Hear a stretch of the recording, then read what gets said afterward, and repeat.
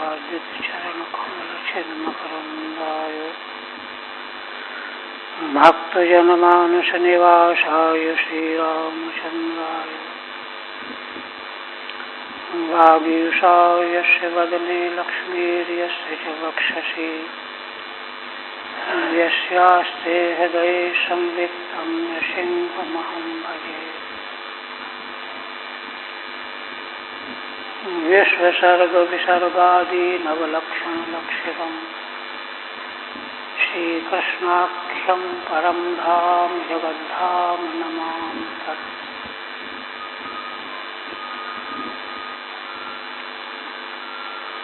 आदरणीय यति वृंद, भक्त वृंद तथा श्रोत्र वृंद,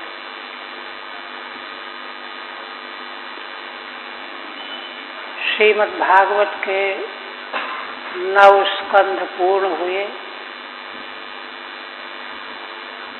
और आज से 10वां स्कंध प्रारंभ होने जा रहा है।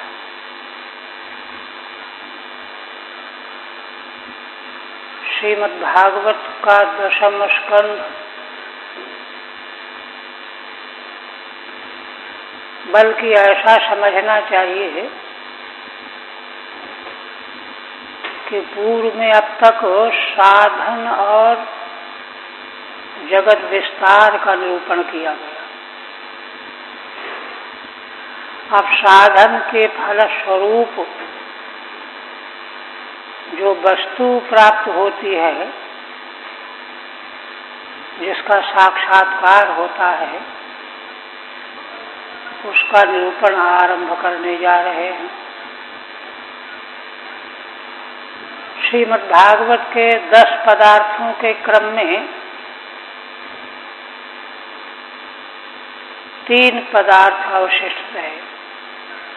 ईशानुकथा 9 में, अब निरोध, 11वें स्कंध में मुक्ति, 12वें में आश्रय। निरोध का अर्थ होता है समग्र शक्तियों का, प्राकृत शक्तियों का मूल अधिष्ठान में लीन हो जाना, लय हो जाना, या सुप्त हो जाना, सो जाना, ये निरोध है।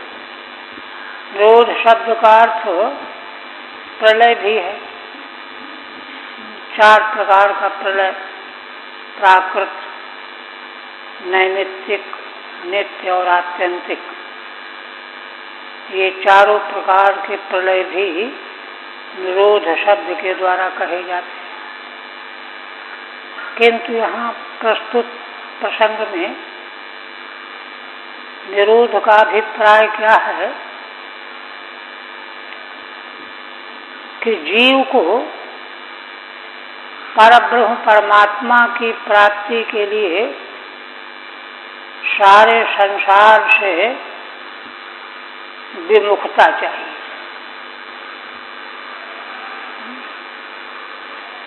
परांचिखान व्यपेत स्वंभू तस्मात् परां पश्यति नान्तरात्मन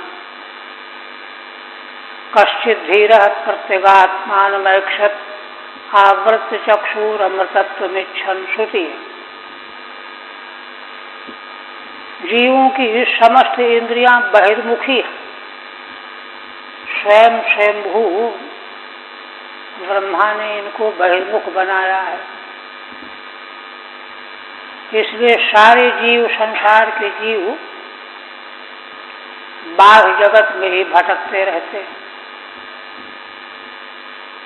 कोई कोई धीर पुरुष, भाग्यशाली पुरुष, कश्चित धीरः प्रत्यगात्मानमैक्षत, प्रत्यगात्मा आखिर मैं कौन हूँ? मैं जो इंद्रियों का औजार के रूप में प्रयोग कर रहा हूँ, मन बुद्धि के द्वारा जान समझ रहा हूँ, वो मैं कौन हूँ? उसको आज तक देखने की इच्छा नहीं की, कोशिश नहीं की। क्यों? उसकी इंद्रियां बाहर देखने में व्यस्त हैं, व्यग्र हैं। कश्चित् धीरः प्रत्यगात्मानमैक्षत, कोई एक आध धीर पुरुष अपने प्रत्यगात्मा को दर्शन करने की इच्छा करता है। तो प्रत्यगात्मा को दर्शन की इच्छा करने वाले का लक्षण क्या है? आवृत चक्षु अमृतत्वमिच्छन्। श्रुति कहती है कि जब वह अंतरात्मा को देखना आरंभ करेगा तो बाहर का देखना बंद कर देगा, उधर से नेत्र हटा लेगा, चक्षुओं को आवृत कर लेगा, घुमा लेगा, बाहर देखना बंद। वह प्रत्यगात्मा के देखने की इच्छा करता है। और क्यों? अमृतत्व में इच्छा, अमृतत्व को प्राप्त करने की इच्छा करने पर। तो इस तरह से आत्मदर्शन के लिए, प्रत्यगात्मा के दर्शन के लिए चक्षु की आवृत्ति करनी पड़ेगी, लौटाना पड़ेगा। तो निरोध जो है इस अर्थ में है कि संसार का देखना रुक जाए, बंद हो, तब भगवान का देखना आरंभ हो। तो दशम स्कंद में भगवान की ऐसी मंगलमयी लीलाएं हैं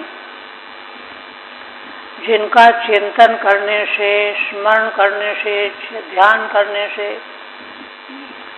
संसार पूरी तरह से गायब हो जाता है,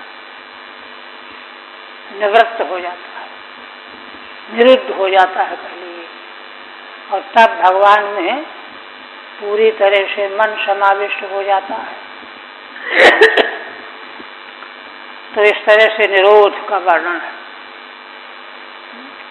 माने अंतर्मुख हो करके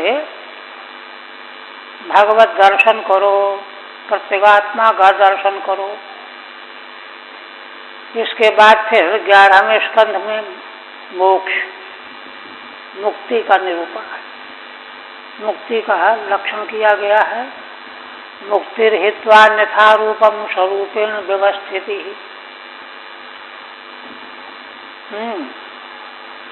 जो नवा पदार्थ है मुक्ति, उसका स्वरूप है अन्यथा रूप। जो हम सब ने अपना समझ रखा कि हम देवता हैं, हम मनुष्य हैं, हम पशु हैं, हम स्त्री हैं, हम पुरुष हैं, पक्षी हैं, ये सब अन्यथा रूप है। इसको त्याग करके वास्तव में जो हमारा स्वरूप है उसमें व्यवस्थित हो जाना ही मुक्ति है। मुक्तिर्हित्वा अन्यथा रूपम स्वरूपेण व्यवस्थिति। इसका विवेचन 11वें स्कंध में। अब कोई कह सकता है कि मुक्ति मिल गई बस खत्म, अब आगे क्या जरूरत है? तब कहते नहीं, भागवतकार की दृष्टि क्या है कि नहीं, मुक्ति को बुद्धि के द्वारा जान लेने से समाप्ति नहीं होगी। जब तक सुदृढ़ आश्रय का हम ग्रहण नहीं करेंगे,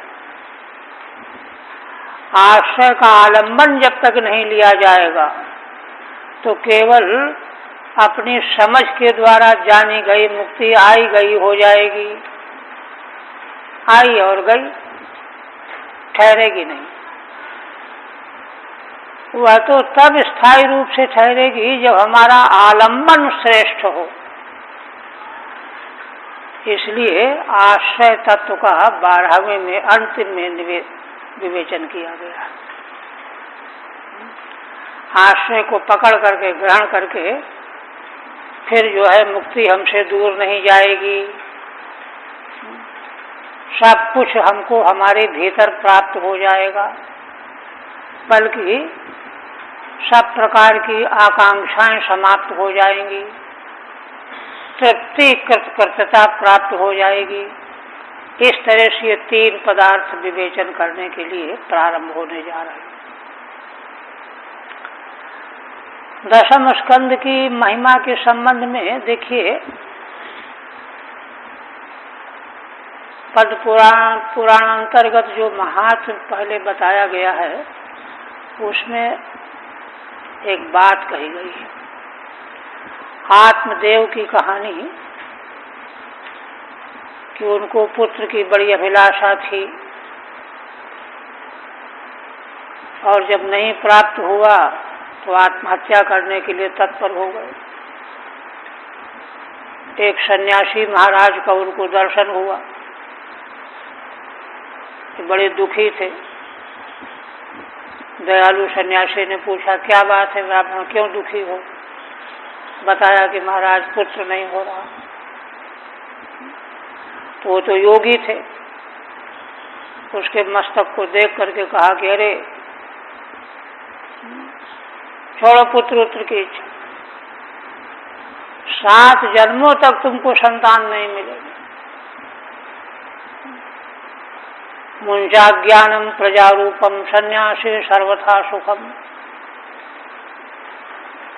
प्रजारूप ज्ञान को छोड़ो, संन्यास ले लो, भगवान का स्मरण करो। किंतु आसक्ति तो बड़ी प्रबल होती है। वो ब्राह्मण रोने लगा, नहीं, चाहे जैसे हो पुत्र हमको दीजिए, नहीं तो हम आपके सामने अभी आत्महत्या कर लेंगे। अब बड़े मुश्किल की बात है। तो अब यति महाराज ने उनको फल दे दिया, कहा जाओ पत्नी को दे देना और नियम का पालन करें। तो देखिए, सत्पुरुष ने तो अनुग्रह किया, कृपा किया, मार्ग बताया, लेकिन नियम का पालन ही नहीं हुआ। कथा सब लोग जानते ही हैं। वो फल जो है मुदली ने गऊ को खिला दिया और वो बहानेबाजी से बहन के पुत्र को अपना पुत्र बता दिया, धुंधकारी नाम रख दिया उसका। तो उसका उपद्रव कितना बढ़ा मालूम है। उसी उपद्रव से व्यग्र होकर के आत्मदेव को आज ध्यान आया कि देखो, यति महाराज की बात अगर मैंने मान ली होती तो यह दुख मुझे न देखना था। रो रहे थे। गौ से प्रकट होने वाले सन्यासी के फल का जो परिणाम थे। गोकर्ण जी बाहर से आए, कहा पिताजी क्यों रो रहे हैं? तो कहा अरे बेटा मेरी यार मैं बहुत बेचैन हूँ, दुखी। तो उन्होंने समझाया, कहा कि अरे संसार में कोई किसी का नहीं है, आप दुखी मत हो, आसक्ति छोड़ दो, त्याग दो, भगवान का भजन। तो आत्मदेव कहते हैं कि अब मैं जंगल चला जाऊं तो भगवान का भजन कैसे करूंगा? देखिए, ये जलन इतनी ज्यादा बन चुकी है दुख और शोक मोह की कि यह चैन से भगवान का स्मरण होने ही नहीं देगी। कहा अच्छा बताओ, मैं वहां जाकर के क्या करूंगा, क्या भजन करूंगा? तो गोकर्ण तो विद्वान थे, उन्होंने कहा कि देखो पिताजी, 3 बात करो पहले। ये पद जो है बड़ा मार्मिक है, क्योंकि इन्हीं के जाल में फंसा रहता है जीव। क्या? देहे स्थिमान सुरुधिरे भिमतिम त्यजत्वम। यह देह क्या है? अस्थि मांस रक्त का एक पुंज है। इसको जो मैं यह हूं अहंता माने बैठे, उसको त्याग दो। पहला काम तो ये करो। और जाया सुतादिषु सदा ममताम विमुंचो। पत्नी पुत्र आदिकों में ये मेरे हैं, ये ममता, इसका त्याग कर दो। तीसरी बात क्या है? तीसरी बात देखिए, इससे भी ज्यादा जरूरी है, क्यों कई लोग साधन के मार्ग में निकल पड़ते हैं किंतु उनका एकांत में मन ही नहीं लगता। सोचते अरे कोई आ जाए, थोड़ी बात कर लें, थोड़ा घूम आवे, इससे मिल लें, उससे मिल लें। जगत की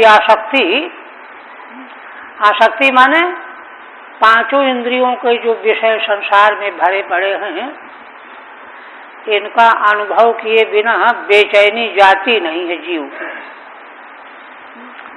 इसी की ओर मुक्ति को उपनिषद में भगवान श्री राम जी हनुमान जी को उपदेश करते हुए कहते हैं मुक्तिकोपनिषद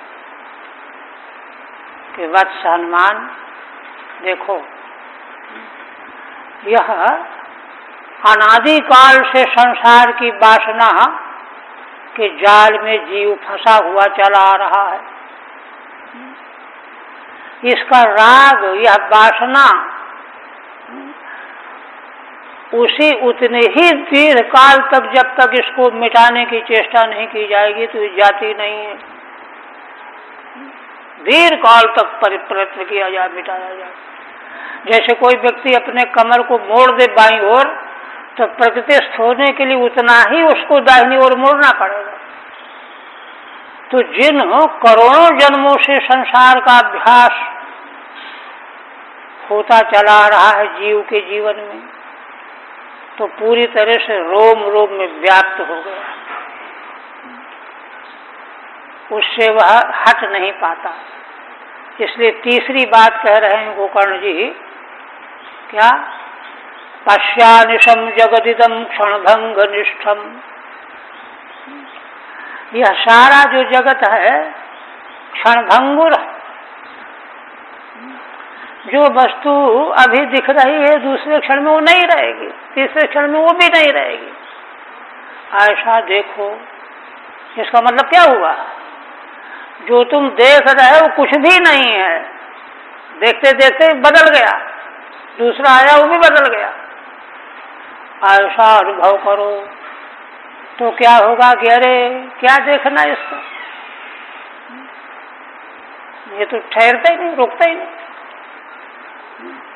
तो पश्यानिशम जगदिशम जगदिदम क्षणभंग निष्ठम वैराग्य राग रसिको भव भक्ति निष्ठा। वैराग्य ही राग हो। वैराग्य माने विगत राग, विराग वैराग्य, वैराग्य का राग। वैराग्य होने पर राग होगा भगवान से। वैराग्य पूर्वक भगवत तत्व में राग निष्ठ हो जाओ, भव भक्ति निष्ठा। इसी प्रकार से और आगे कह करके वो शांत हो गए। विद्वान तो थे ही, बात समझ में आ गई, चल पड़े। तो उनके बारे में कहा गया है कि जंगल में जाकर के, वन में जाकर के कंदमूल फल का भोजन कर लेते थे।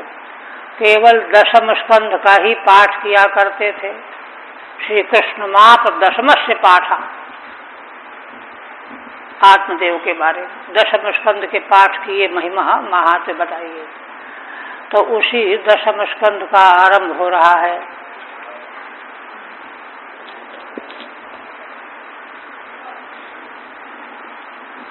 श्रीधर स्वामी पहले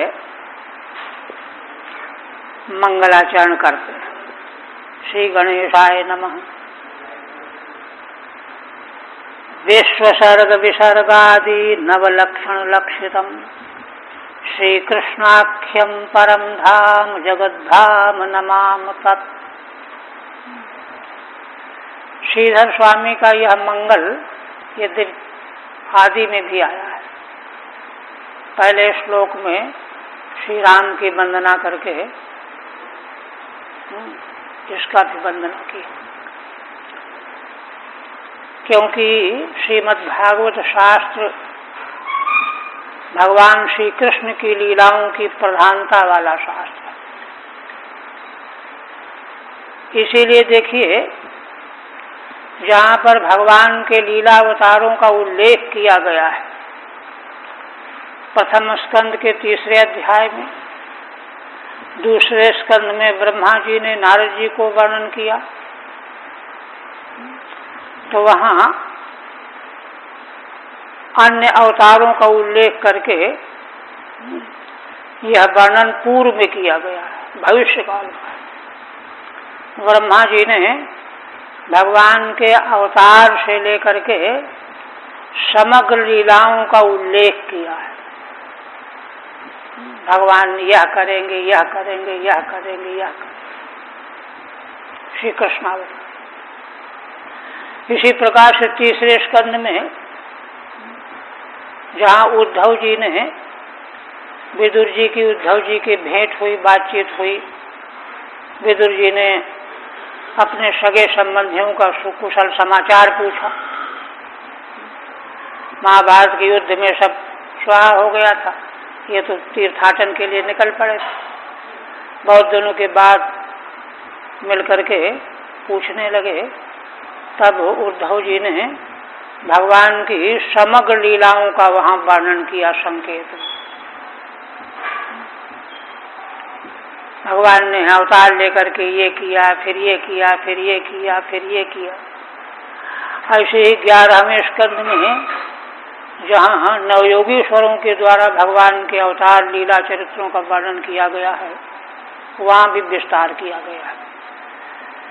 तो ऐसे उन भगवान श्री कृष्ण के संबंध में मंगलाचरण में कहते हैं श्रीधर स्वामी, विश्वसर्ग विसर्गादि नवलक्षण लक्षितम। श्रीमद् भागवत के जो 10 लक्षण कहे गए हैं, अत्र सर्गो विसर्गश्च स्थानम पोषणमूतय, मन्वन्तरेषानुकथा निरोधो मुक्तिराश्रय। इन 10 पदार्थों में 9 तो लक्षण रूप हैं और 10वां लक्ष्य है, आश्रय। वहीं पर भगवान सुखदेव जी कहते हैं, 10मस्य विशुद्ध्यर्थम नवानाम ही लक्षणम। श्रीमद् भागवत जब एक शास्त्र है तो एक पदार्थ का विवेचन करना चाहिए था। 10 पदार्थ का विवेचन का मतलब क्या है? तो कहा पदार्थ 10 नहीं है, पदार्थ तो एक ही है, आश्रय तत्व। किंतु वह आश्रय तत्व 9 लक्षणों के द्वारा लक्षित कराया गया है, समझाया गया है। वे सर्ग विसर्ग आदि जो हैं ये लक्षण हैं। तो उसी मूल आशय को लेकर के यहाँ मंगलाचरण कर रहे हैं। विश्व सर्ग विसर्ग आदि नवलक्षण लक्षितम। विश्व का सर्ग, विसर्ग, स्थान, पोषण, ऊतय, मन्वंतर, ईशानुकथा और निरोध और मुक्ति 11वें तक 9 हो गए। ये 9 लक्षण हैं। इन लक्षणों के द्वारा लक्षित होने वाले तत्व भगवान, उन्हीं को आश्रय कहा गया है। 9 लक्षणों से लक्षित होने वाले जो आश्रय रूप भगवान, वो लक्ष्य हैं। लक्षण के द्वारा लक्ष्य प्रकट किया जाता है, व्यक्त किया जाता है। जैसे देखिए ब्रह्मसूत्र में अथातो ब्रह्म जिज्ञासा, ब्रह्म जिज्ञासा ब्रह्म तत्व का परिज्ञान प्राप्त करना चाहिए। किम तद ब्रह्म, वह ब्रह्म है क्या जिसकी जिज्ञासा यहाँ प्रस्तुत की गई है? तो आगे सूत्र है, जन्माद्यस्य यतः, अस्य जगतः यतः जन्मादि। इस विश्व ब्रह्मांड का जिस तत्व से जन्म होता है, आदि से स्थिति, पालन, संहार, निग्रह और अनुग्रह, वहाँ 3 ले लीजिए, उत्पत्ति स्थिति संहार। जिस तत्व के द्वारा होते हैं वही ब्रह्म है, उसकी जिज्ञासा करनी चाहिए। इसी तरह से यहाँ पौराणिक भाषा में कह रहे हैं कि जो विश्व की सर्ग विसर्ग आदि के द्वारा 9 लक्षणों से जो भगवान लक्षित होते हैं, जिन भगवान को लक्षित कराया गया है इस शास्त्र में, है ना, वे ही भगवान श्री कृष्ण हैं। नवलक्षण लक्षितम श्री कृष्णाख्यम, उन भगवान का नाम है श्री कृष्ण। आख्या माने नाम। कहते हैं कि वे क्या हैं, कैसे हैं, उनका स्वरूप क्या है? परम धाम, जगत धाम नमाम तत्। भगवान श्री कृष्ण ही परम धाम माने निरूपाधिक ब्रह्म। परम धाम माने कार्य कारणातीत सच्चिदानंद ब्रह्म। और जगत धाम नमाम तत्, और वे ही भगवान श्री कृष्ण ही जगत धाम माने सोपाधिक भी हैं। जगत संसार जो है उन्हीं भगवान की माया के द्वारा प्रकट हुआ है, विलसित हुआ है। तो यह भी भगवान का ही स्वरूप है, किंतु यह स्वरूप भगवान का सोपाधिक स्वरूप है और परम धाम वाला स्वरूप निरुपाधिक स्वरूप है। तो उभय स्वरूप भगवान श्री कृष्ण ही हैं। श्री कृष्णाख्यम परम धाम जगत धाम नमाम तत्, माने दोनों स्वरूप उन्हीं भगवान के हैं, उनको मैं नमस्कार करता हूँ। अच्छा, अब नमस्कार करने का अर्थ यह है कि श्रोता वक्ता सभी का कल्याण हो, मंगल हो। ये मंगल करके फिर कहते हैं दशमे दशमम लक्ष्यम आश्रिताश्रय विग्रहम क्रीडत यदकुलाम बोधौ परानंद मुदीर्यते। जो दशम स्कंध प्रारंभ हो रहा है इसका विषय क्या है? तो दूसरे श्लोक में कहते हैं दशमे दशमम लक्ष्यम, 9 तो लक्षण बताए गए हैं 10 में से, और 10वें लक्ष्य हैं भगवान आश्रय तत्व श्री कृष्ण।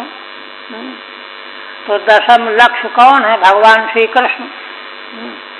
उनका विग्रह कैसा है जिसका दशम में वर्णन किया गया है?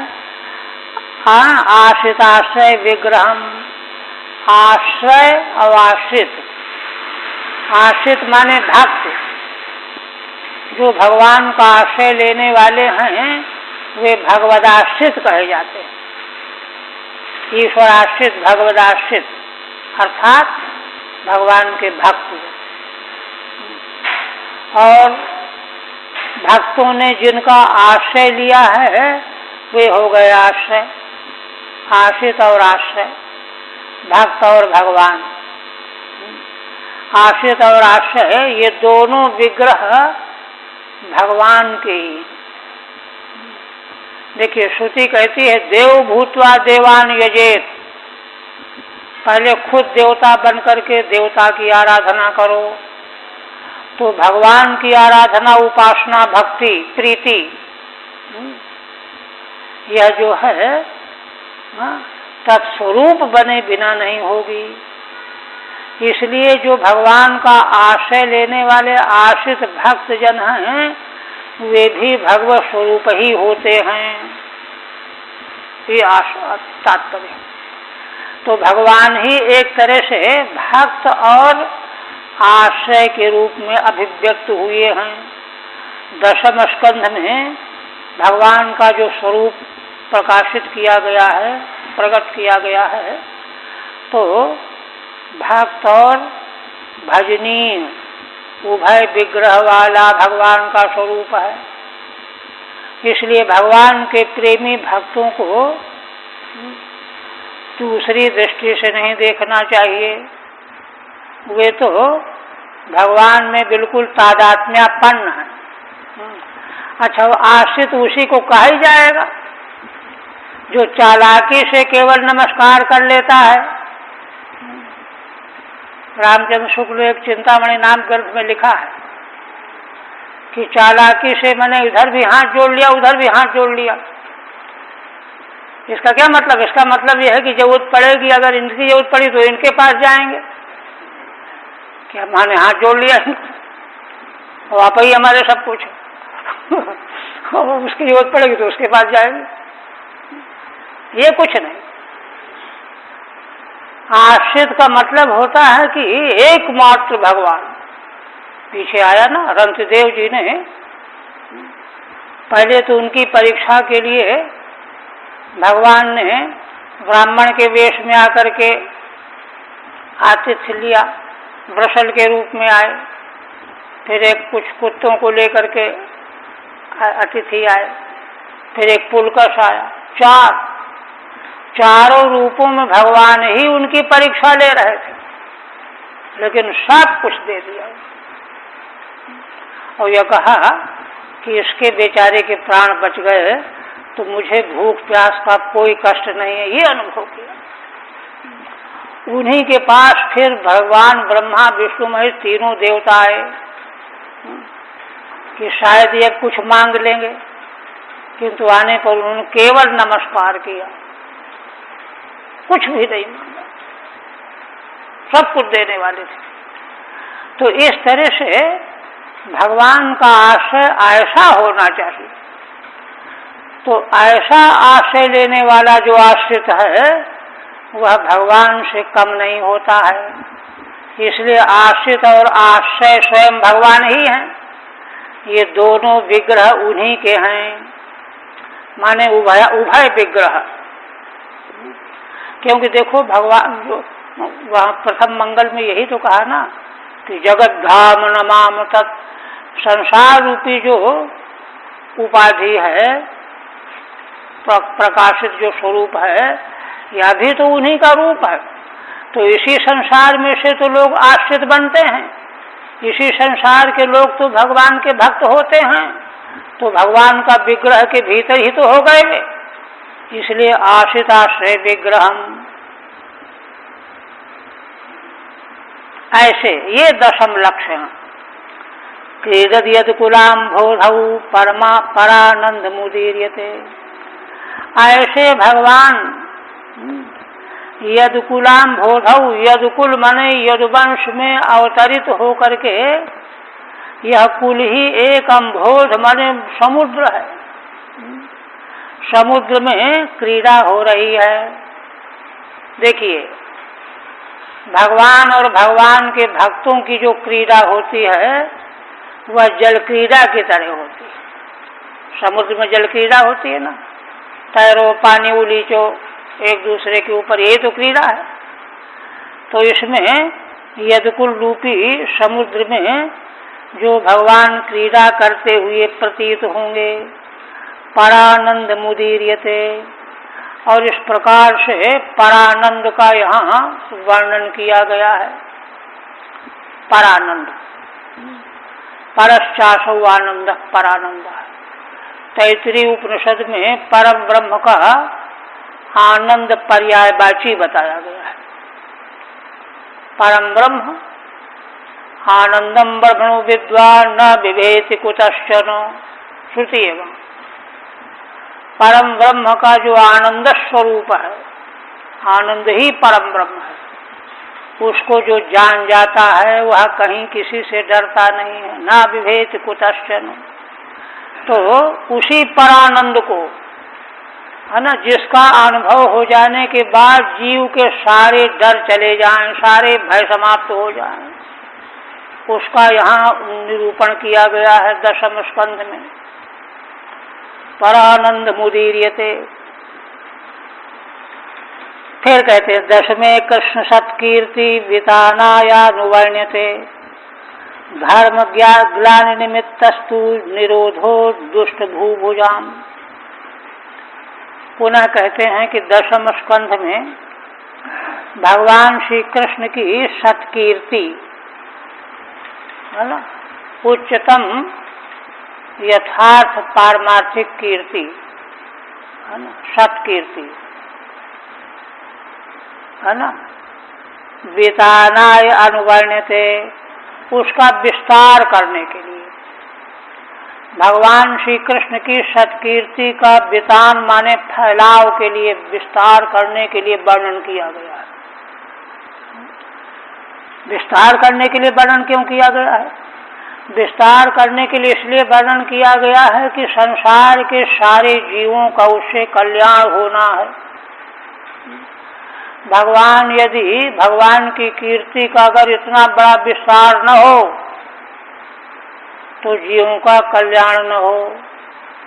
पिछले स्कंध के अंतिम में कह चुके हैं ना कि भगवान में तो इतना सामर्थ्य है कि दुष्टों का नियंत्रण तो वे अवतार न लेकर के भी कर सकते हैं, वो तो सर्वज्ञ सर्वशक्तिमान है। उसके लिए अवतार लेना क्या अनिवार्य था, ये प्रश्न खड़ा होता है। तो वहाँ समाधान किया जाता है कि हाँ, दुष्टों का भगवान संहार तो बिना अवतार लेकर के भी कर सकते थे, किंतु अपने अपने दिव्य लीलामय चरित्रों का जो विस्तार करने वाला काम है, यह अवतार लिए बिना नहीं बन सकता।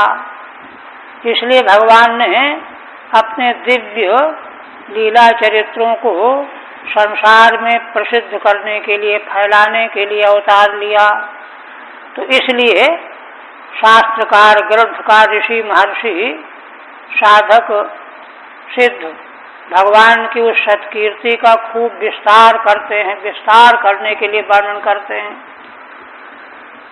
तो 10वें कृष्ण सत्कीर्ति विताना या विताना अनुवर्णिते, वितान माने फैलाव के लिए, और धर्म ग्लानि निमित्तस्तु निरोधो दुष्ट भूभुजाम, कहा ठीक है, ये तो ठीक है, भगवान ने दुष्टों का निरोध क्यों किया? तो कहते हैं कि दुष्टों को तो इसलिए निरुद्ध करना पड़ा कि उनके द्वारा धर्म की ग्लानि हो रही थी। तो धर्म की ग्लानि के कारण थे दुष्ट, इसलिए उनका निरोध किया, वध किया, दुष्ट भूभुजाम निरोधा।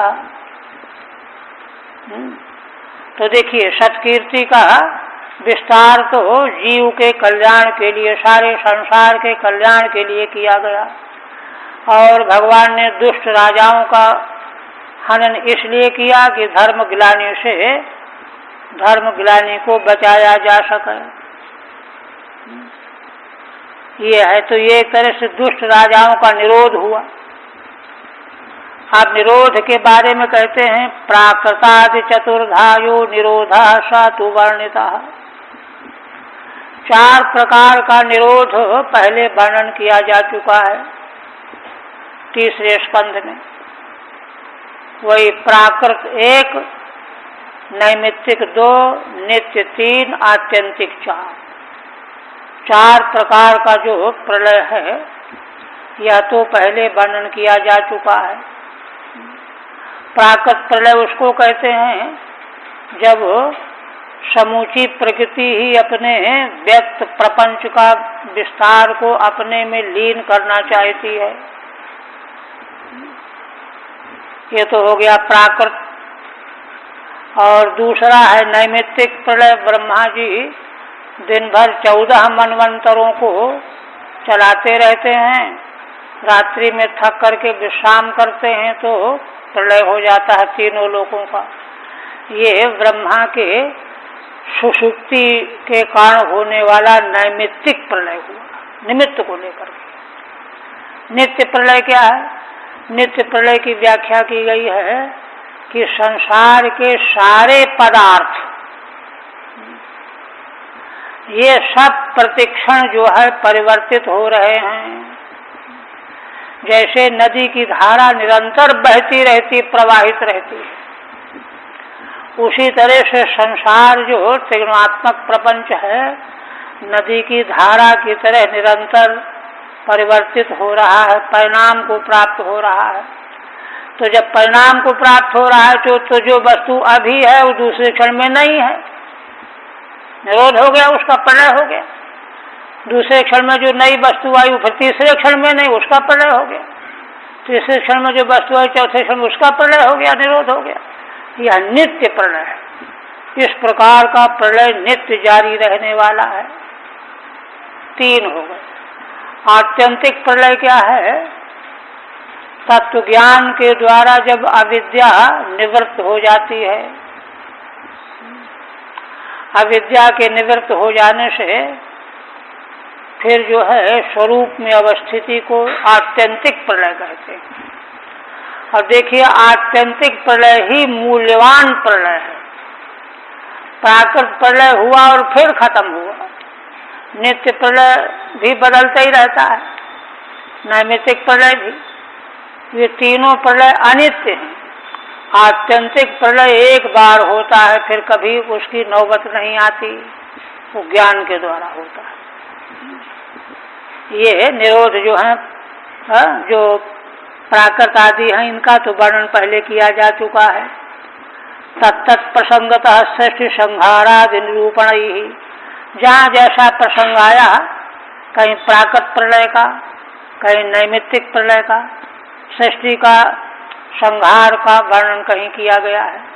इन प्रसंगों के निरूपण के द्वारा इन प्रलयों का पहले वर्णन किया जा चुका है। आप फिर कहते कृता नवतिरध्याया दशमे कृष्ण कीर्तये। दशम स्कंध में भगवान श्री कृष्ण के यश का कीर्तन करने के लिए 90 अध्याय, सबसे बड़ा स्कंध है। 90 अध्याय रचे गए हैं। आदेश चतुर्भि अध्याय ब्रह्म प्रार्थनया वने। पूर्व के जो 4 अध्याय हैं, प्रथम द्वितीय तृतीय चतुर्थ, इन 4 अध्यायों में क्या वर्णन है? श्री ब्रह्मा शिव देवता इनकी प्रार्थना से भगवान पृथ्वी का भार दूर करने के लिए अवतार लेंगे।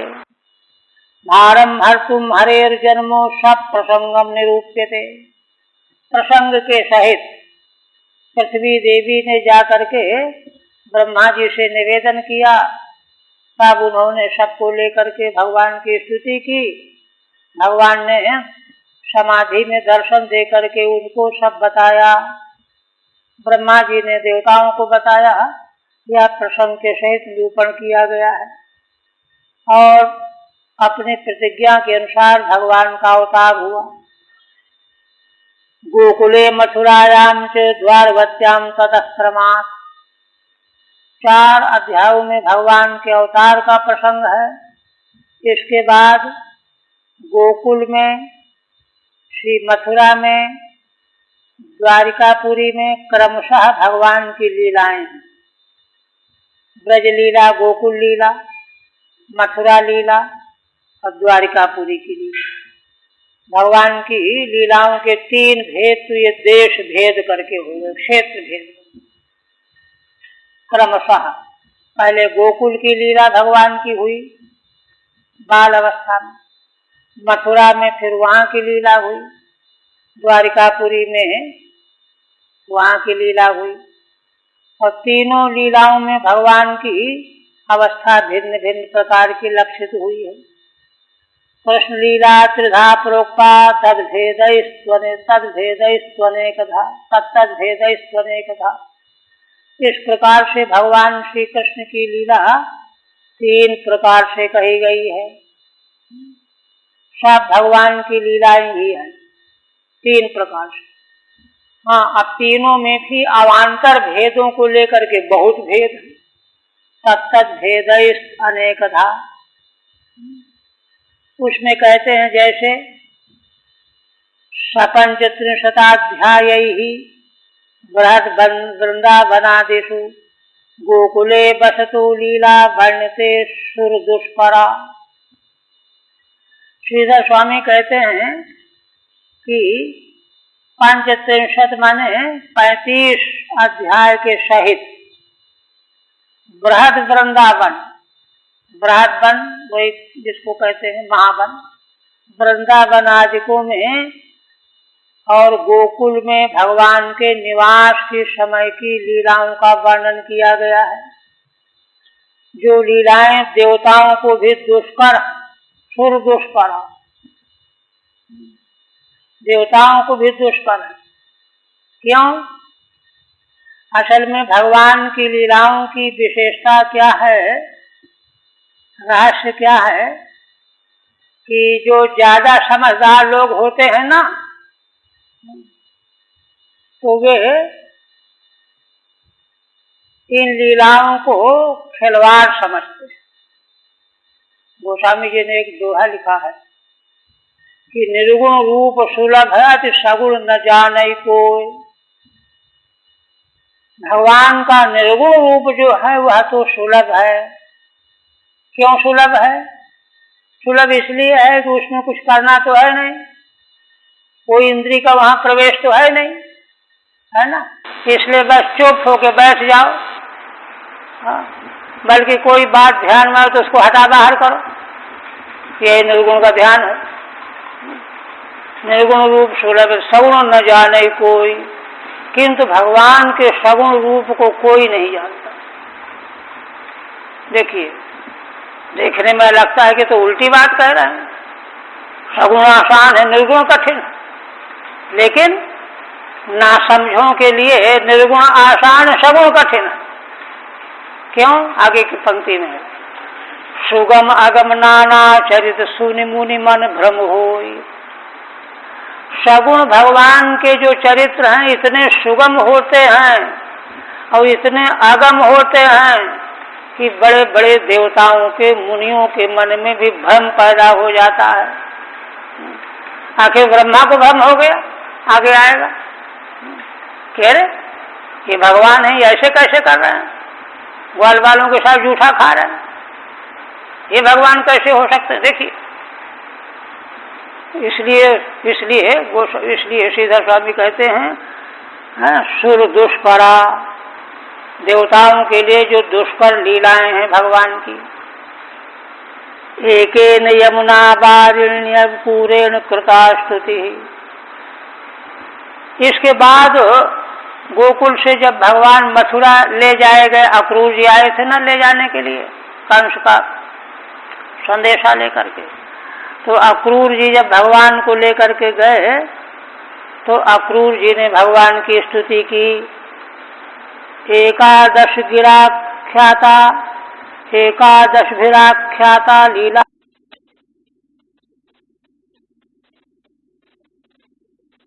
90 अध्याय के बचे हुए अध्यायों में है। एवं 90 दशमें विशदार्थका। इस प्रकार से इस दशम स्कंध में विशद अर्थ प्रस्तुत करने वाले 90 अध्याय कहे गए हैं। तत्र तु प्रथमे कंसः स्वमृत्युम देवकी सुतात। अब सबसे पहले अध्याय का विषय बता रहे हैं। प्रथम अध्याय में कंस को जब यह मालूम पड़ेगा आकाशवाणी के द्वारा कि तेरी मृत्यु देवकी के 8वें गर्भ से होगी, श्रुत्वा भीतो अवधीत तस्याः, सुन करके वह तो भयभीत हो गया और फिर उसने पहले तो देवकी को ही मार डालना चाहता था, फिर किसी प्रकार से वसुदेव जी ने बचाया और उनके 6 पुत्रों का वध कर दिया, मार डाला। श्रुत्वा भीतो वधीत तस्या षट्गर्भादिति वर्ण्यते। 6 गर्भस्थ शिशुओं का वध किया, यह वर्णन किया जाएगा पहले अध्याय में। आप देखिए, कृष्णावतार चरित श्रवणामृत निर्वृत उक्तानुवादेन उत्सुक्यात् राजा पृच्छति तत्पुनः। अब पीछे के स्कंद के अंतिम वर्णन से और उसको संबंध जोड़ रहे हैं। भगवान श्री कृष्ण के अवतार चरित्र का जब भगवान सुखदेव जी ने वर्णन किया कि महाराज यदु के वंश में भगवान अवतीर्ण हुए, माता देव की वसुदेव से पीछे कहा ना, तो उनके अद्भुत चरित्रों का जब महत्व बताया तो महाराज सुनने के लिए व्याकुल हो गए। श्रवणामृत निर्वृता, केवल भगवान के लीला चरित्रों के श्रवण रूपी अमृत से इतने तृप्त हो गए, आनंदित हो गए, शांत हो गए। उक्तानुवादेन उत्सुक्यात् राजा पृच्छति तत्पुनः। तो उसका अनुवाद किया पहले कि आपने यह कहा और अब आगे आप विशेष करके भगवान के लीला चरित्रों का वर्णन कीजिए, यह बात पूछने जा रहे हैं फिर से।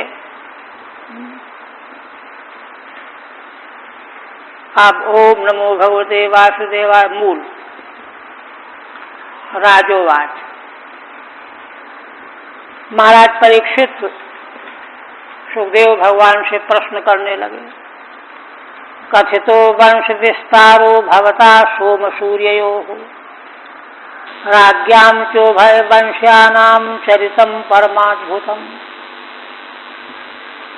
महाराज कहते हैं कि भगवान आपने सोम माने चंद्रमा और सूर्य के वंश का विस्तार आपने कथन कर दिया। सोम सूर्ययोः वंशयोः वंश विस्तारः भवता कथितः। चंद्रमा और सूर्य के वंश का विस्तार से आपने वर्णन किया। उसी वर्णन के प्रसंग में राज्ञाम चोभय वंश्यानाम चरितम परमाद्भुतम, दोनों वंश के महान राजाओं का चरित्र जो बड़ा अद्भुत अद्भुत चरित्र था, वह सब भी आपने वर्णन किया। कथितो वंश विस्तार ही थी, ज्यादा टीका नहीं सुन।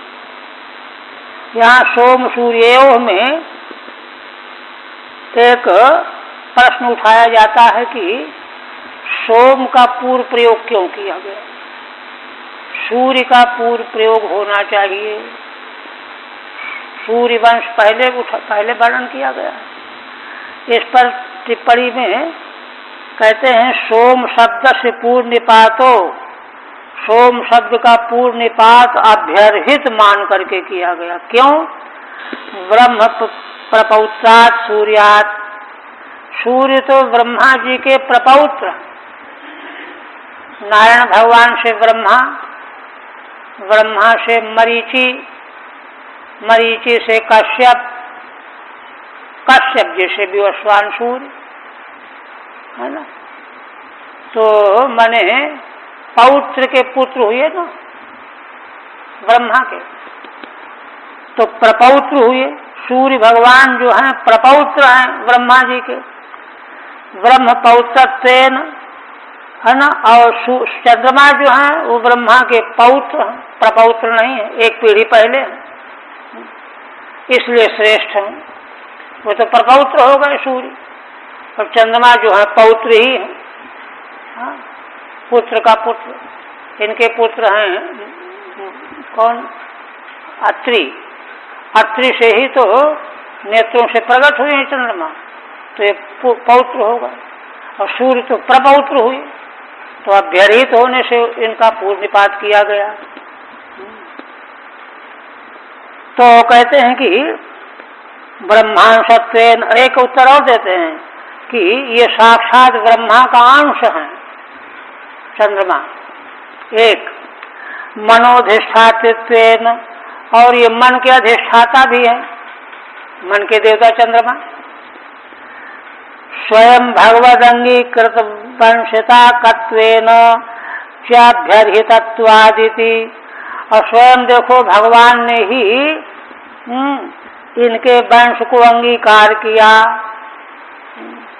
इसलिए भी तमाम कारणों से ये अभ्यर्हित होने से इनका पूर्व प्रयोग किया गया, पूर्व निपात किया गया। व्याकरण का एक सूत्र है अभ्यर्हितम चो, कई पदों का द्वंद्व हो तो उनमें जो श्रेष्ठ आदरणीय पूज्य होता है उसका पहले प्रयोग किया जाता है।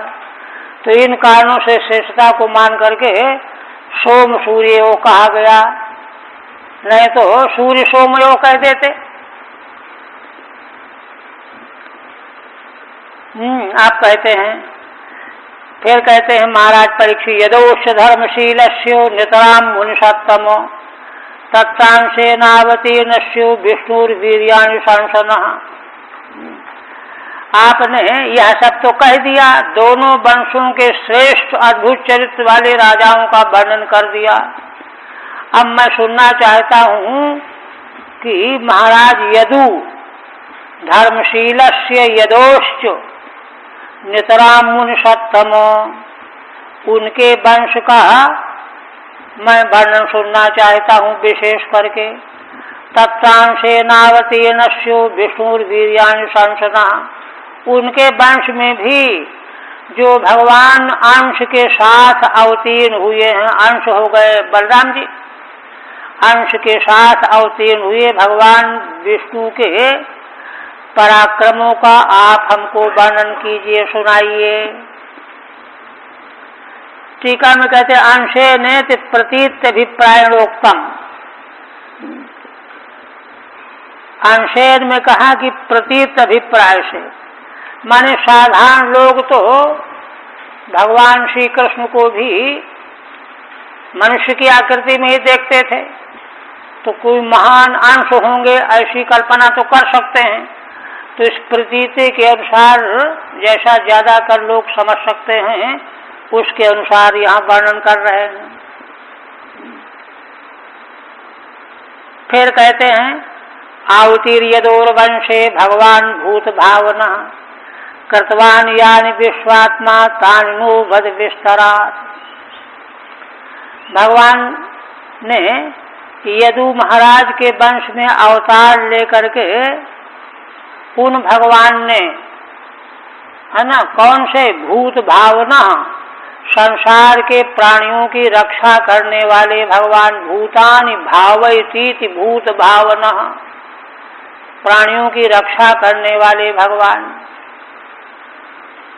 यदु के वंश में अवतार लेकर के यानि कर्तवान, जिन कर्मों को भगवान ने किया, विश्वात्मा भगवान तान्नो वद विस्तरात्, उनका विस्तार से वर्णन कीजिए। ठीक है। नमुक्तानि जातो गतः पितृगृहात् ब्रज वेधितार्थः। कहते हैं कि कोई यह कहे कि यह तो भगवान सुखदेव जी ने पीछे कह दिया है। क्या कह दिया है कि भगवान मथुरा में वसुदेव देवकी के घर में अवतरित हुए, फिर ब्रज चले गए, वहाँ उन्होंने लीलाएं की, फिर ऐसा किया, फिर द्वारिका चले गए, यह सब तो कह दिया गया है इत्यादि ना। कहते हाँ, इतना तो कहा गया है, सत्यम पुनर्विस्तरण वदेत्या, किंतु मैं इन सारे प्रसंगों को विस्तार से आपसे सुनना चाहता हूँ। आपने तो एक श्लोक में सारी लीलाएं बता दी, मैं विस्तार से सुनना चाहता हूँ। कहते हैं कि देखो, अब प्रश्न ये होता है कि क्यों भगवान के इन लीला चरित्रों को सुनने की इच्छा है महाराज परीक्षित को। तो कहते हैं कि देखो, निवृत्त तरसैरूप गीयमानात् भवौ सदा श्रोत्र मनोभिरामात् कौत्तम श्लोक गुणानुवादात् पुमान विरज्येत बिना पशुघ्नात्। कहते हैं कि देखो, तीन प्रकार के मनुष्य भगवान की कथा में रुचि रखने वाले होते हैं, मुक्त, मुमुक्षु और विषयी। तो निवृत्त तरसई माने जिनकी तृष्णा निवृत्त हो गई है, माने मुक्त पुरुष। निवृत्त तरसई रूप गीयमानात् माने मुक्त जो पुरुष हैं, जिनको लोक लोकांतर की कोई तृष्णा नहीं रह गई है, उनके द्वारा जिन भगवान का यश गाया जाता है एक। दूसरा मुमुक्षु। मुमुक्षु कौन है? जो संसार के दुखों से आकुल हैं, शांति पाना चाहते हैं, तो वे भगवान का यशोगान करते हैं।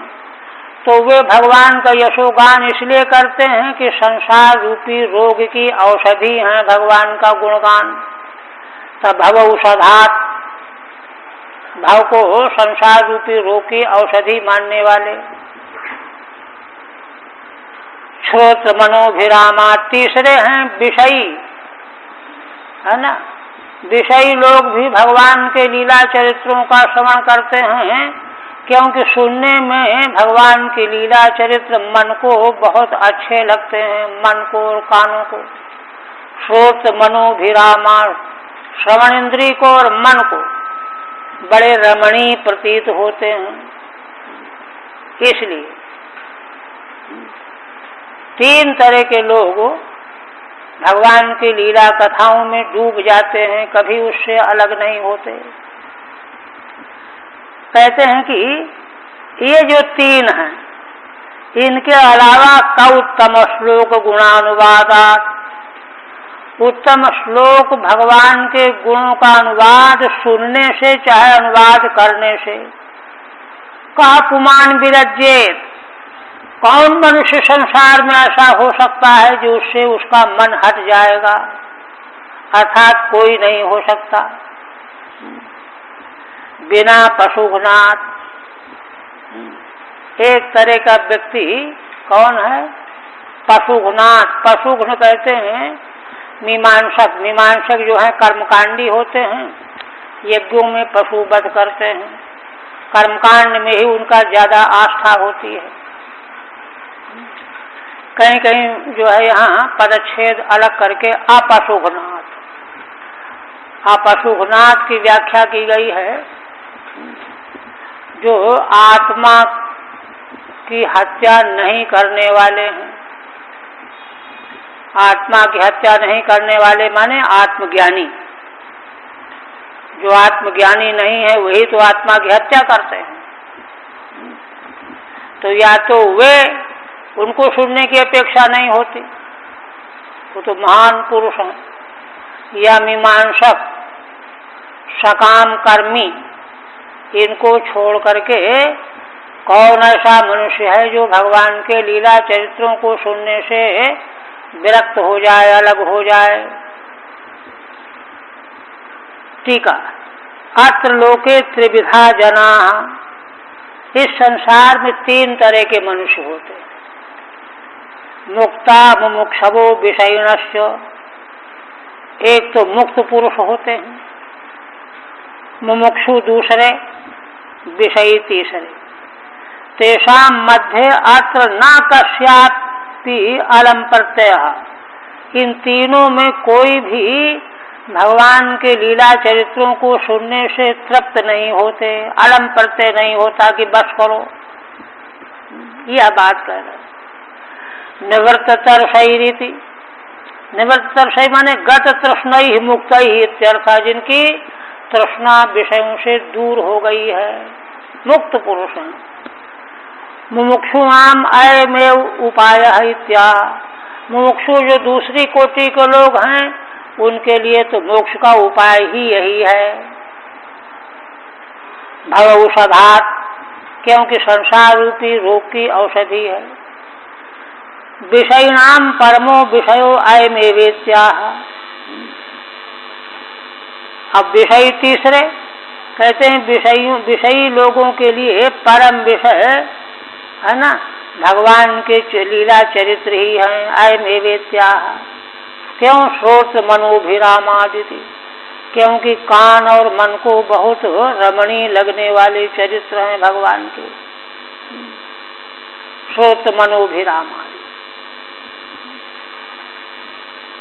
अपगता सुगयस्मात् तमात्मानं हन्ति इति अपशुघ्नस्तस्मात्। अपगता सुगयस्मात्, जो शोक रहित हो गए हैं, आत्मज्ञानी, आना तम आत्मानं हन्ति इति अपशुघ्नः, ऐसे जो आत्मा की हत्या करने वाले नहीं हैं वे अपशुघ्न, उनको छोड़ करके। और दूसरा पशुघाती मीमांसकों को छोड़ करके। यहाँ जो तीसरी कोटि है ना, मूल में और उसमें टीका में कही गई है, इस पर महाराज जी का कहना था, कर्पात्री जी महाराज का, कि भगवान के लीला चरित्र जो हैं विषयी लोगों के लिए भी, तो उसका महाराज अभिप्राय व्यक्त करते थे, कहते थे कि देखो, वेद की विधियां तीन प्रकार की हैं, है ना, विधि, नियम, अपूर्व विधि एक, नियम विधि दो और परिसंख्या विधि तीन। तो इसको महाराज कहते ये परिसंख्या विधि के अंतर्गत है भगवान का यह लीला चरित्र की महिमा गरिमा। कैसे? तो इसमें उदाहरण देते थे कि देखो, जैसे कोई व्यक्ति ऐसा है कि वह खाद्य खाने का इतना आदी हो गया है कि अब उसके बिना रह ही नहीं सकता। जैसे नशेबाज वालों को देखो, रोटी चाहे मिले चाहे न मिले, लेकिन नशा मिलना चाहिए। ऐसे जो लोग संसार के हैं तो उनका भी कल्याण कैसे हो? तो उनके कल्याण के लिए भगवान ने ऐसे लीलाओं को प्रकट किया जो ऊपर से देखने में तो उनके नशे की वस्तु लग रही है, लेकिन उसमें औषधि मिली हुई है, उसी में घुली हुई। जैसे कोई औषधि मट्ठे में, वैद्य लोग बताते मट्ठे के साथ लेना। अब उसको बीमारी ठंडी की है, वो मट्ठे के साथ बता दिया, लेकिन औषधि का गुण ऐसा है कि मट्ठा जो है उसका कुछ नहीं कर पाएगा। उसी तरह से भगवान के लीला चरित्र जो हैं विषयों को बड़े रुचिकर प्रतीत होते हैं, किंतु उसमें औषधि ऐसी पड़ी हुई है कि अगर औषधि के बिना विषय का सेवन किया जाए तो नाश ही है। किंतु भगवान के लीला चरित्रों का जो है रस लेने में, आनंद लेने में उनका नाश नहीं हो सकता, उनका परम कल्याण हो जाएगा। ये महाराज कहते थे, विधिरत्यंतम प्राप्त नियम पाक्ष के सति तत्र चान्यत्र च प्राप्त परिसंख्येत गीयते। मीमांसकों का ये सिद्धांत है ना। परिसंख्या तीनों की अलग अलग विवेचना में बड़ा समय लग जाएगा। परिसंख्या का मतलब होता है कि जहाँ नियम कर दिया जाए कि बस, उसका उदाहरण दिया गया है पंच पंचना का भक्ष्या, 5 नख वाले पशुओं को खाओ तो केवल 5 को खाना, 6वें को मत खाना। तो वेद का तात्पर्य तो यह है कि कोई भी पशु मत खाओ, लेकिन अब मांसाहारी मान नहीं सकते हैं, पूरी रोक लगा दी जाएगी तो आत्महत्या कर लेंगे। इसलिए मरे भी नहीं, आत्महत्या भी न करें, उनका धीरे धीरे सुधार हो जाए। तो पंच पंच नखा भक्ष्या, ये परिसंख्या विधि वेद में है। तो उसके उदाहरण भी हैं, पूरा उदाहरण है, जैसे है ना, ऋतु काले भार्याम उपगच्छेत, ऋतु काल में पत्नी का सहवास करे, आदि आदि। ये सब परिसंख्या विधि के अंतर्गत है, अन्य काल में नहीं। तो परिसंख्या का मतलब होता है कि अन्य से निवृत्ति हो गई। तो उस तरह से भगवान के लीला चरित्र जो हैं जीव मात्र का कल्याण करने के लिए प्रकट हुए हैं। पशुघ्नात माने जो आत्मज्ञानी और जो मीमांसक सकाम कर्मकांडी, इनको छोड़ करके भगवान के लीला गुण चरित्रों के श्रवण से कोई भी विरक्त नहीं हो सकता। ये तो पहले महाराज ने बताया कि मैं क्यों सुनना चाहता हूँ भगवान के विस्तार से चरित्र। अब आगे एक बात और कहते हैं कि देखो ब्रह्मन, भगवान का कितना बड़ा जो है संसार के प्रति उपकार कल्याण है, उसको तो हम थोड़ा पीछे चिंतन करेंगे। लेकिन जब मैं सोचता हूँ कि देखो भगवान ने हमारे पूर्वज पितामहों को किस प्रकार से रक्षा किया, करुणा किया, बचाया, उनकी रक्षा की, तो हमारे पितामह पांडवों की भगवान ने जैसी रक्षा की और अपनी भी बताएंगे, मेरी भी रक्षा की। भला उन भगवान के लीला चरित्रों को सुनने से हम कैसे दूर रह सकते हैं। वही कहते हैं, पितामहा में समरे मरंजयैहि देवव्रताद्यातिरथैस्तिमिंगिलैहि दुरत्ययं कौरव सैन्य सागरम कृत्वा तरन् वत्स पदम स्मयत् प्लवाः। हे भगवान, जिन भगवान के चरणों का सहारा पा करके भगवान जो है हमारे पूर्वजों के प्लव नौका बन गए, यत् प्लवाः, जिन भगवान को नौका के रूप में पा करके हमारे पितामह युधिष्ठिर, भीम, अर्जुन आदि है ना, कौरव पांडवों के युद्ध में समरे अमरंजयी देवव्रताद्याति रथैहि, जो देवताओं को भी जीत लेने वाले थे। देवव्रत कौन? भीष्म पितामह। ये जो समुद्र में बड़े बड़े तिमिंगल मत्स्य होते हैं, छोटी मछली को खा जाने वाले होते हैं। तो युद्ध भूमि के उस समुद्र में है ना, भीष्म पितामह देवताओं को भी जीतने वाले महान मगरमच्छ थे। इनसे भरा हुआ था वह युद्ध समुद्र, बड़ा दुरत्य था। दुरत्यम कौरव सैन्य सागरम, जिसका पार पाना बड़ा कठिन है। कौरवों की सेना रूपी समुद्र को हमारे पितामह पांडवों ने कृत्वा तरण वत्स पदम स्मृत प्लवाह, जिन भगवान के चरणों का आश्रय लेकर के, है ना, जैसे छोटे बछड़े के पैर के गड्ढे को कोई आसानी से पार कर ले, कुछ न मालूम पड़े, ऐसे उस दुरत्य कौरवों की सेना को पार कर लिया हमारे पूर्वजों ने, पितामहों ने। भला उन भगवान के चरित्रों को सुनने से हम कैसे रुक सकते हैं? ठीक है। किंच अस्मत् कुल दैवतम कृष्ण, भगवान तो हमारे कुल के देवता हैं, रक्षक। अतस्तत् कथैव नित्यम श्रोतव्या, इसलिए उन भगवान की कथा ही नित्य सुननी चाहिए। इस आशय से कहते हैं पिता महायुति अमरान जयंत, ये दैर देवव्रत, जो देवताओं को जीतने वाले थे। ऐसे कौन? देवव्रत भीष्म तदाद्ययी, ये एक नंबर पर थे। इसी प्रकार से द्रोणाचार्य आदि अतिरथी थे, ये है ना। अतिरथी तिमिंगल माने तिमिंगल स्तुल्यैर दुरत्यम, तिमिंगल माने महामच्छ, मगरमच्छ। इनके समान ये दुरत्य थे, इनको पकड़ा नहीं जा सकता था। इनसे भयंकर कौरव सेना रूपी समुद्र को हमारे पूर्वजों ने वत्स पदम युवात्यल्पम कृत्वा, जैसे बछड़े के पैर के गड्ढे में पानी भर जाए तो उसको पार करने में क्या परिश्रम पड़ता, कुछ भी नहीं होता। तुच्छी कृत्यातरन, अत्यंत कौरवों की सेना को तुच्छ बना करके पार कर लिया मेरे पूर्वजों ने।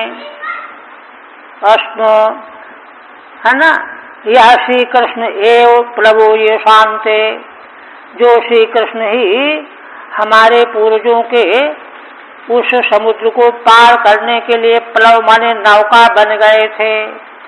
तस्य वीर्याणि बदस्व इत तृतीय श्लोक गते नान्वयः, उन भगवान के वीर्य पराक्रमों का आप वर्णन करो। तीसरे श्लोक में अन्वय होगा, पीछे है ना, तान नो वध के साथ में अन्वय है।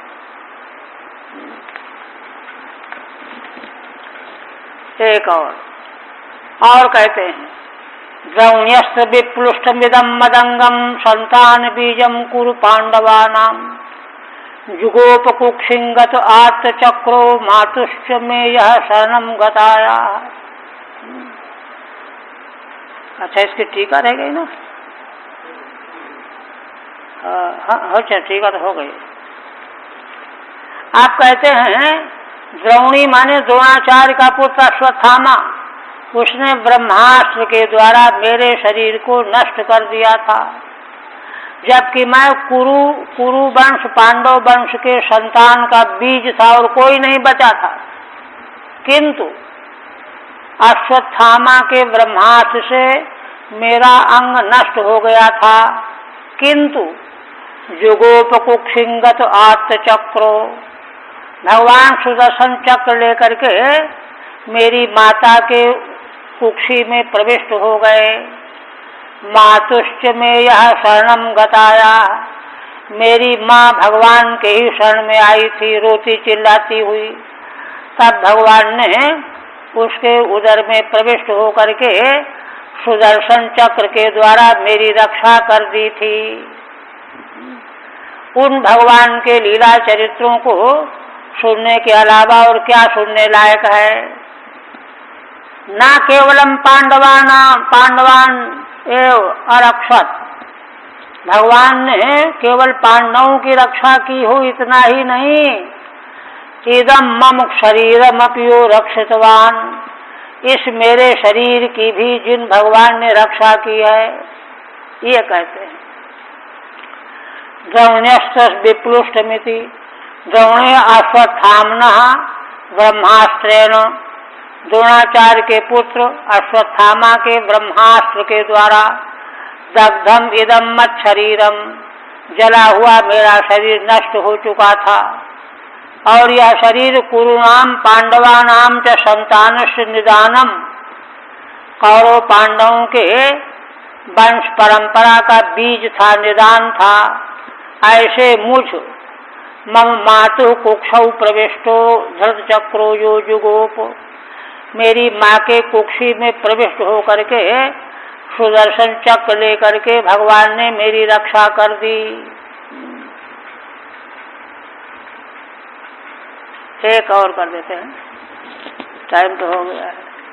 वीर्यानि तस्याखिल देह भाजा मंतर बहि पुरुष काल रूपई, प्रयच्छतो मृत्युमृतामृतंचो माया मनुष्य से बदस्व विद्वन। उन्हीं भगवान के, है ना, अखिल देह भाजाम, जो संसार के समस्त देहधारी प्राणियों के भीतर आत्मा रूप से, अंतर्यामी रूप से, बही बाहर काल रूप से जो भगवान विद्यमान है। प्रयच्छतो मृत्युमृतामृतम चो, भीतर भगवान अंतर्यामी रूप से प्राणियों को जीवन दे रहे हैं और बाहर भगवान काल रूप से मृत्यु दे रहे हैं। ऐसे जो भगवान हैं, माया से जो मनुष्य का रूप बना करके प्रकट हुए हैं, उनके वीर्याणि बदस्व विद्वन, हे विद्वन, उन भगवान के महिमामय चरित्रों का आप वर्णन करो। बस यही रहे।